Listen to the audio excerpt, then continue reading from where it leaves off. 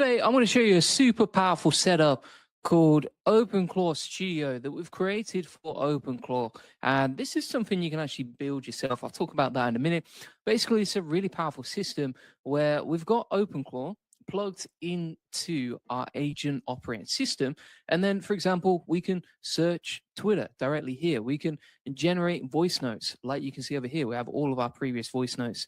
Like we can also generate videos. So you can choose between what aspect ratio you want them on, what resolution you want that on. Then we can type in our prompt to generate video. Here's a couple of examples of what we've done with this. So this is basically turning OpenClaw into a really powerful studio setup where you can create and automate anything that you want using this process right here. And it's really cool, as you can see. The quality of this is pretty awesome. The other cool thing about this is that if you're using something like the image generation, as you can see right here, the images are number one, really cool. But number two, with the image generation, Twitter search, voice, video, and even, for example, you can see here, we can actually talk like a phone call with our AI agent. With this, you can use this with Grok 4.3 if you wanted to as well. If you're already subscribed to Twitter, then that doesn't cost you anything, right? Because you've already got the Twitter subscription, you can log in with OAuth. So it's a really powerful system, and there's so much you can do with this, right? So for example, we've got these images that we've generated over here. We can change the size, so we could generate a square or a wide image, a vertical image, and we just type in our prompt here and then go off and generate that, right? Really cool stuff. We can do the same thing over here, so we can search Twitter. You can see a couple of examples.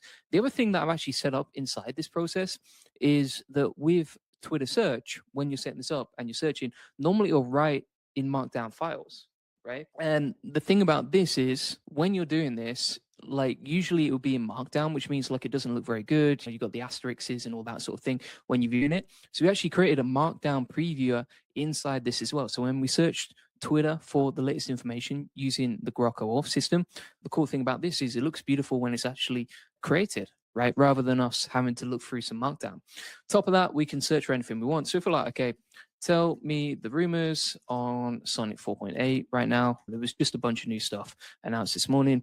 Then we can search right there, right? And then it will show up in our history later over there. So it's really cool. You can see another example over here.